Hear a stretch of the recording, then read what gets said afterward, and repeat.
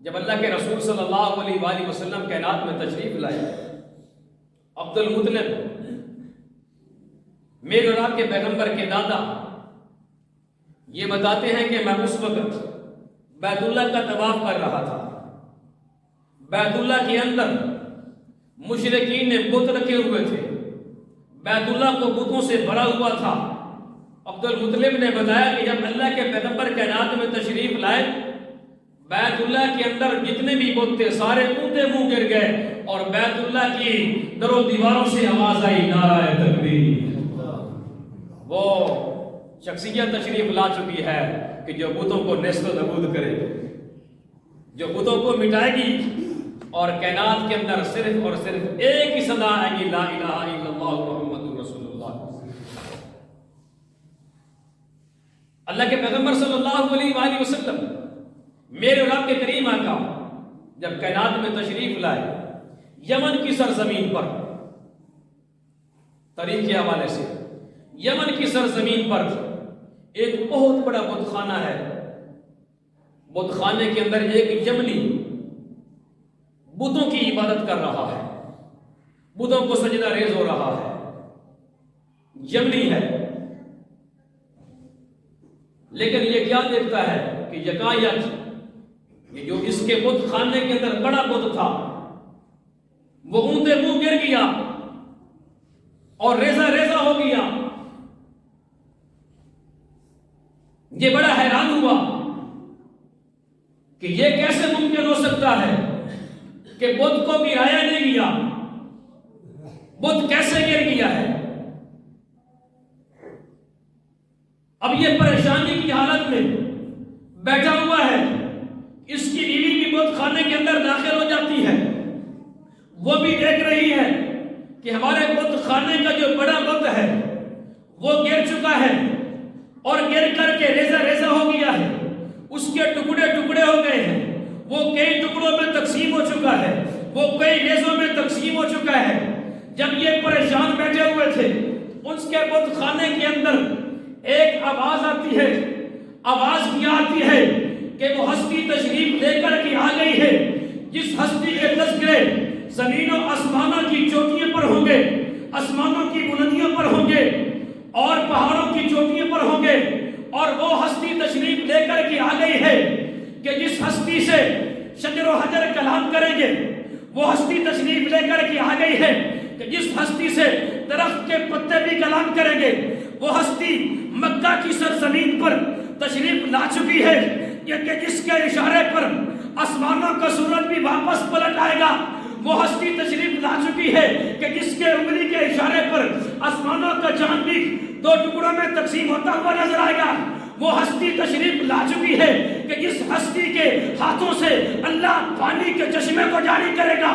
وہ ہستی تشریف لا چکی ہے کہ جس کے لعاب کے اندر اللہ رب العزت شفاع کو رکھیں گے۔ وہ ہستی تشریف لا چکی ہے کہ جس سے جو ہے درخت بھی باتیں کریں گے۔ وہ ہستی تشریف لا چکی ہے کہ جس ہستی کی نگاہ کے اندر اللہ نے اتنی برکت رکھی ہے کہ پھر مکہ کا ابو بکر نہیں رہے گا، بلکہ جب ابو بکر کے اوپر اس ہستی کی نگاہ جائے گی تو مکہ کا تاجر جو ہے وہ صدیق اکبر بنتا ہوا نظر آئے گا۔ وہ کائنات کی ہستی تشریف لا چکی ہے کہ اگر اس کی نگاہ عمر کے اوپر پڑے گی تو پھر عمر نہیں رہے گا، بلکہ مکہ کا فاروق اعظم بنتا ہوا نظر آئے گا۔ وہ کائنات کی ہستی تشریف لا چکی ہے کہ اگر اس کی نگاہ عثمان کے اوپر پڑے گی تو پھر عثمان نہیں رہے گا، بلکہ ذوالنورین بنتا ہوا نظر آئے گا۔ وہ کائنات کی ہستی تشریف لا چکی ہے کہ جس ہستی کی نظر جو ہے علی کے اوپر پڑے گی تو پھر علی نہیں رہے گا، بلکہ اسد اللہ نظر آئے گا۔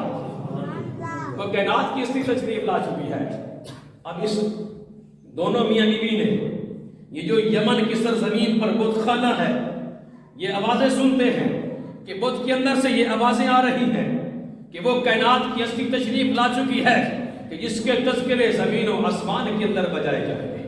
قل یا ایھا الناس انی رسول اللہ الیکم جمیعا، او کائنات کے لوگوں، میرا محبوب صرف عرب کا محبوب نہیں ہوگا، صرف عرب کا پیغمبر نہیں ہوگا، بلکہ میرا محبوب پوری کائنات کا پیغمبر ہوگا۔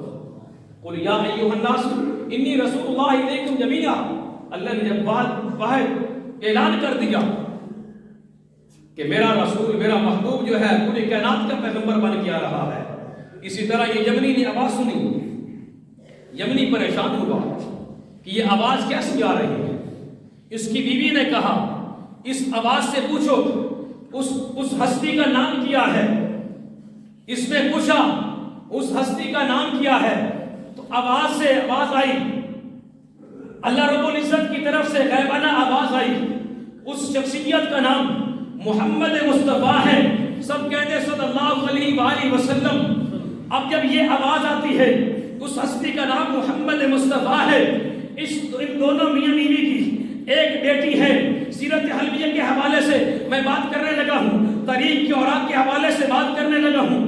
جب آواز آتی ہے اس ہستی کا نام محمد مصطفیٰ ہے، تو اس شخص کی جو یمنی شخص ہے، جو بت خانے کا بڑا ایلچی ہے، اس نے جب یہ آواز سنی تو اس شخص کی ایک بیٹی ہے جو آنکھوں سے نبیلی ہے، پاؤں سے لولی ہے، ہاتھوں سے معذور ہے، بیمار ہے، وہ جب اس کی بیٹی جو ہے یہ آواز سنتی ہے اور اس نور کو دیکھتی ہے جو اس آواز سے نور رونما ہوتا ہے، تو اس یمنی شخص کی بیٹی کہتی ہے کہ یا اللہ اس نور کے صدقے سے، اس شخصیت کے صدقے سے، اس شخصیت کی برکت سے مجھے شفا یاب کر دے۔ جب وہ دعا مانگتی ہے تو اللہ تبارک و تعالیٰ اپنے محبوب کی برکت سے شفا یاب فرما دیتا ہے۔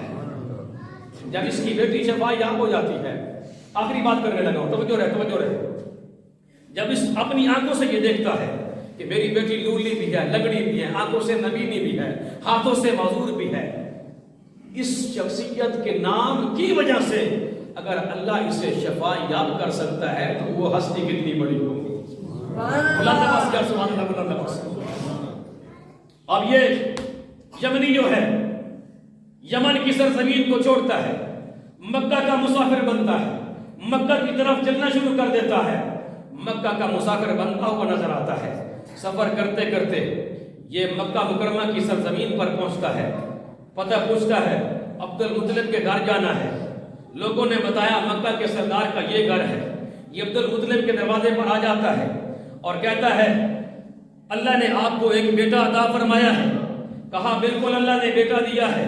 یہ یمنی کہنے لگا میں اس شخصیت کی زیارت کے لیے آیا ہوں، میں اس کی زیارت کرنا چاہتا ہوں۔ حضرت عبد المطلب میرے اور آپ کے پیغمبر کے دادا عبد المطلب گھر میں جاتے ہیں، رسول اللہ صلی اللہ علیہ وآلہ وسلم کو لے کر کے آتے ہیں۔ یمنی نے میرے اور آپ کے پیغمبر کے چہرے کی جب زیارت کی تو زیارت کر کے بےتاب ہو گیا۔ یہ عاشق ہے، یہ وفادار ہے، یہ جان نثار ہے، یہ میرے اور آپ کے پیغمبر صلی اللہ علیہ وآلہ وسلم پر اپنی جان کا نذرانہ پیش کر جاتا ہے۔ یہ پہلا عاشق ہے جس نے رسول اللہ صلی اللہ علیہ وآلہ وسلم کی زیارت کی اور اس سے رہا نہ گیا، اور رسول اللہ صلی اللہ علیہ وآلہ وسلم کو دیکھتے ہی اپنی جان آفرین کے سپرد کر دی۔